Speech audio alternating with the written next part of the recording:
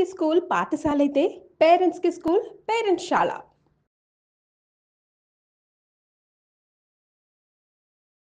నమస్తే రమ్మగారు. నమస్తే జయ. రమ్మగారు, ఇటు 7 తరాలకి అటు 7 తరాలు కూర్చొని తిన్నా సరే తరగనంత ఆస్తులు సంపాదించాలి. చాలామందికి ఈ ఆలోచన ఉంటుంది. అవునా కదండి? కదా! కొంతమంది నానా కష్టాలు పడి కాస్త ఎంజాయ్ చేస్తూ కొంత సేవ్ చేస్తారు. మన తర్వాత తరాలు కూడా తినాలని. కొంతమంది ఈ ఎంజాయ్‌మెంట్ కూడా ఉండదండి. ఏముండదు. మనం ఒక్కరం ఈ జనరేషన్ మనం కష్టపడితే తర్వాత వచ్చి ఒక 7, 8 తరాలు హ్యాపీగా చక్కగా అనుభవిస్తారనే ఆలోచనలో కొంతమంది ఉంటారు.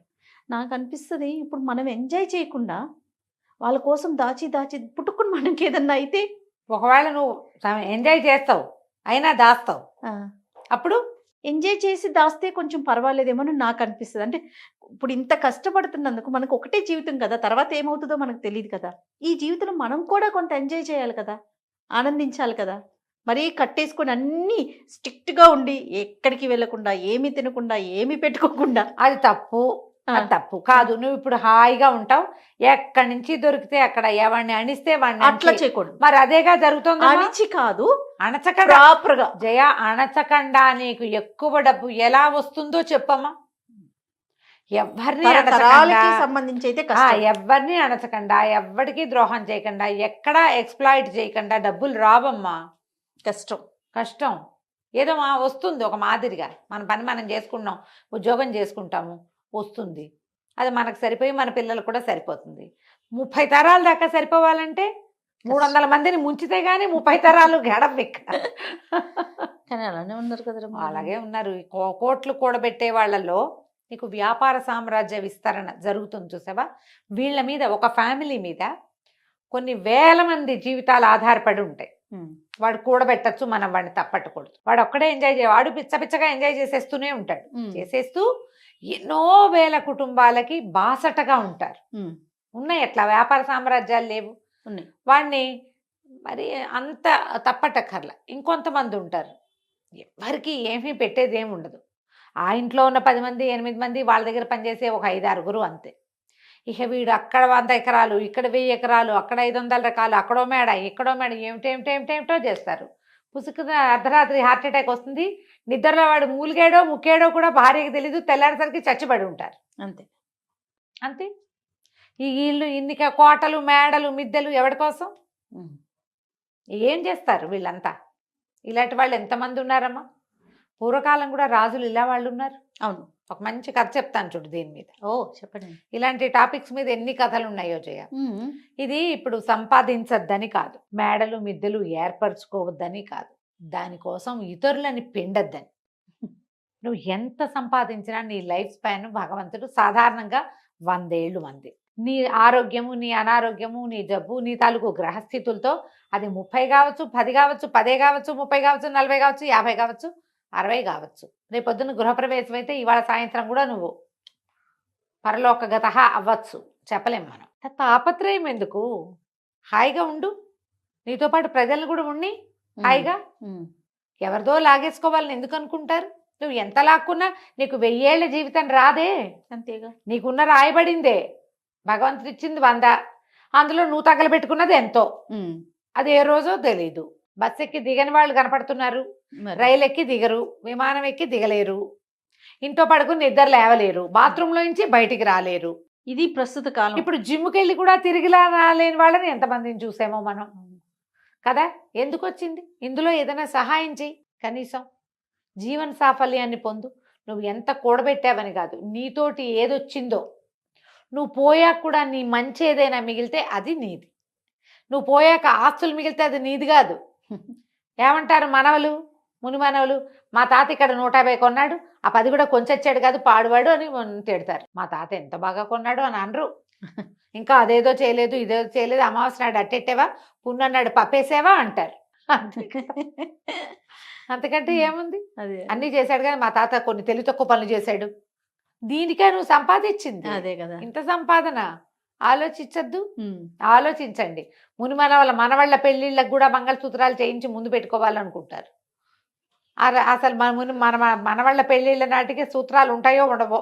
అదే కదా. ఇప్పుడే లేవు. ఏ పెళ్లి కూతురికి 16 రోజుల పండగ కాకముందే సూత్రాలు వెళ్ళిపోతున్నాయి మేళ్లలో నుంచి, నల్లపూసలు వేసుకుని తిరుగుతున్నారు. ఉపయోగం లేని పని కదా.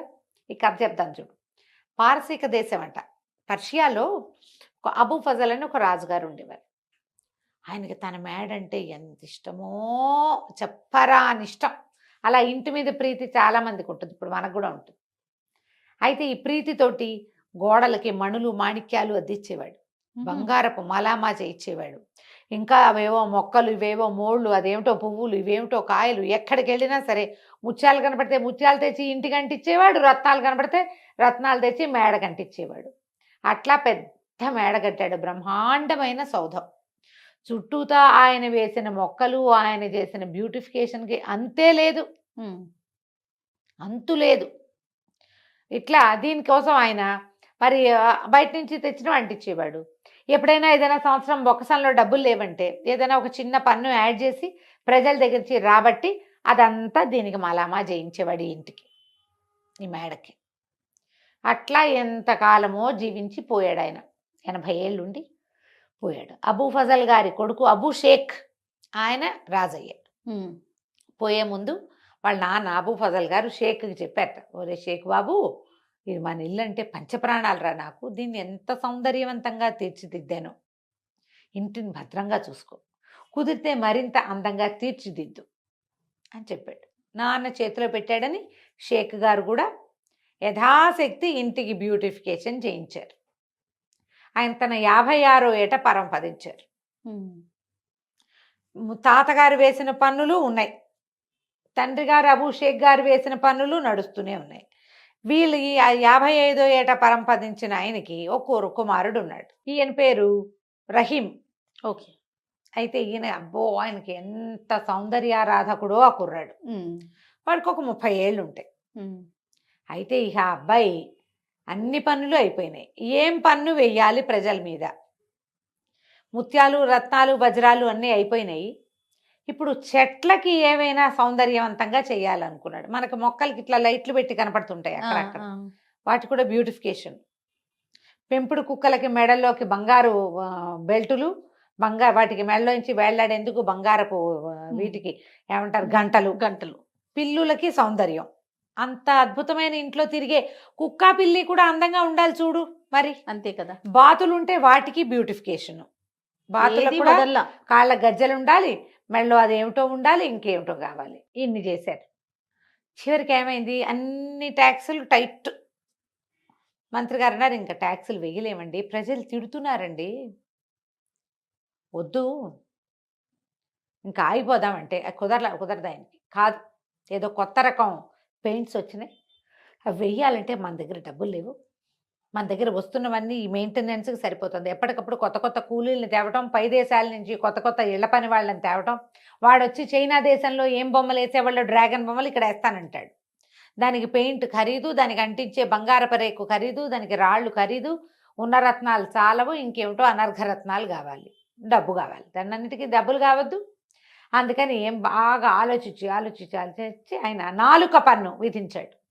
4 పన్ను. ఎవరెంత మాట్లాడితే వాళ్ళకంత పన్ను. 4 వాడడం. తిండికి వాడుకోవచ్చు, మేమేం కాదనం, దానికి అసలు మాకు అభ్యంతరం లేదు.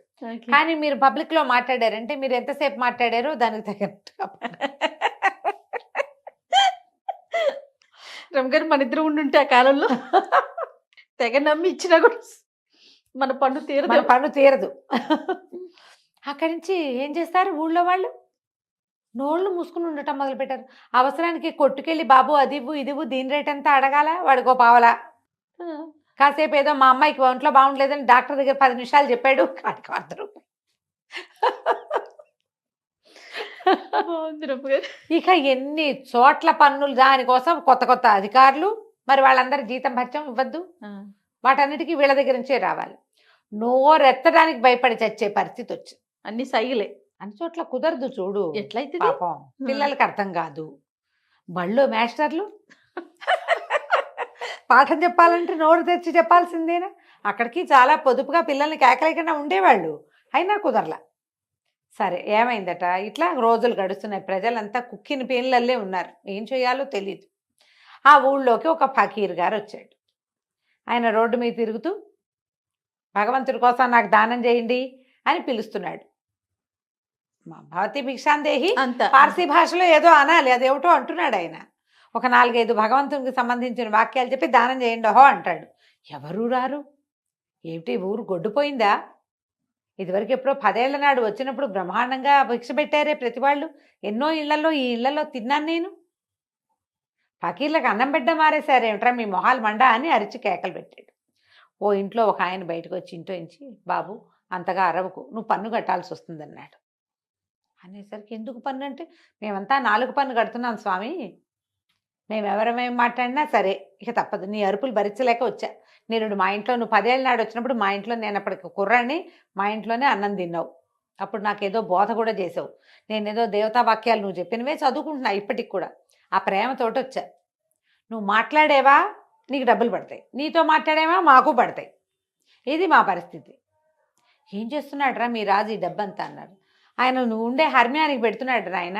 అక్కడి నుంచి ఏమైంది ఈయన అనుకున్నాడు, ఇది బాగుందని, సరే నాకు ఇప్పుడేం అన్నవద్దు, ఏమైనా జామకాయ ఏదైనా ఇవ్వమంటే ఆయన వాడు 2 ఫలాలు ఇచ్చాడు ఆ ఇంటాయన. ఈ ఫకీర్ గారు 2 నోట్లో వేసుకుని సరాసరి రాజభవనానికి వెళ్ళాడు. రాజభవనం దాకా వెళ్ళేసరికల్లా మరి ఫకీర్లు స్వతంత్రులు కదా, గేట్లోంచి లోపలికి వెళ్ళబోయాడు. వాళ్ళు ఏదో అడ్డం పడ్డారు. ఇంకాస్త కళ్ళూరు పోయాడు. ఏంటి ఫకీర్లకు ప్రవేశం లేదా ఇందులో అనగానే తప్పుకున్నారు. ఈయన లోపలికి వెళ్ళాడు.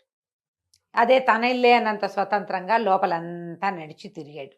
ఎక్కడో వంటశాల వాసనలు వస్తున్నాయి, అక్కడికి వెళ్ళాడు. వెళ్ళి అక్కడ పేట వేసుకుని కూర్చుని పెట్టు అంటే శుభ్రంగా అన్నం పెట్టారు.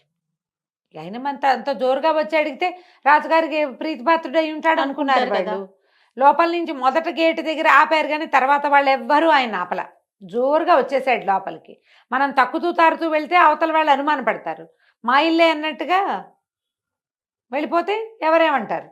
చక్కగా వంటశాలలో పక్కన పేటేసి కూర్చుని శుభ్రంగా ఆ రోజు రాజుగారి కోసం వండిన వంట అది భోజనం చేసాడు.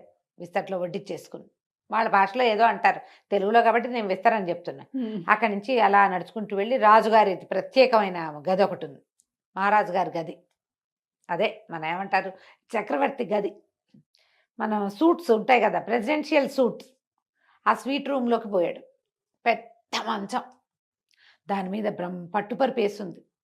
అది వెండి జరీతోటి నేసిన ఒక పెద్ద దుప్పటి పరిచింది. షాండ్లైర్స్ ఉన్నాయి, వింజామార్లు విసురుతున్నారు ఎవరో. పోయి మంచం మీద పడుకున్నాడు. ఈ లోపల ఏమైంది, రాజుగారు భోజనానికి వచ్చాడు.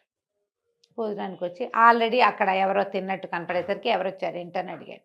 ఎవరో ఒక ఆయన ఫకీర్ వచ్చాడంటే, ఆయన వడ్డించమన్నాడు, వడ్డించేసామంటే ఎవర్రా అంటే ఎవరు తీసుకొచ్చారంటే ఆయనే వచ్చాడు. ద్వారపాలకులు నడితే ఆయన అంతటా ఆయనే లోపలికి వచ్చేసాడు. లోపలికి వచ్చాడు, భోజనం చేశాడు. ఆయన ఎక్కడున్నాడంటే మీ సూట్లో పడుకున్నాడు. ఈయన చకచక అక్కడికి వెళ్ళాడు. వెళ్తే మంచం మీద హాయిగా కాళ్ళు బాగా చాపుకుని చేతులు ఇట్లా పైకి పెట్టుకుని, చంటి బిడ్డలు పడుకుంటారు కదా అట్లా 2 చేతులు పైకి కాళ్ళు ముందుకు పెట్టి పడుకుంటారు. అట్లా నిద్రపోతున్న ఫకీర్ని చూశాడు. దగ్గరికి వెళ్ళాడు. ఏమనాలో తెలియలే, ఏదో అందామనిపిస్తోంది కానీ ధైర్యం చాలటల్ల. ఫకీర్లని వాళ్ళని అంతంత ఏం పెద్ద మాటలు మాట్లాడలేరు కదా. ఆయన కళ్ళు తెరిచి చూశాడు. ఏరా అన్నాడు. ఈయన అన్నాడు, రాజుగారు బాబు నిద్ర బాగా పట్టిందా? పట్టింది. బాగా భోజనం బాగా కుదిరిందా? కుదిరింది. బాగా చక్కగా మందిరం అంతా చూశారా? చూశారు. ఎందుకు బాబు ఇక్కడికి వచ్చారు? మీలాంటి ఫకీర్లకి బ్రహ్మాండమైన సత్రాలు కట్టించామే మేము ఊళ్ళోను. హాయిగా అక్కడ మీరు సుఖంగా ఉండొచ్చు, మీ బోటి వాళ్ళు చాలామంది ఉంటారు. ఇక్కడికి ఎందుకు వచ్చారండి? ఈ ఇల్లు ఎవరు కట్టారా అన్నాడు ఆయన.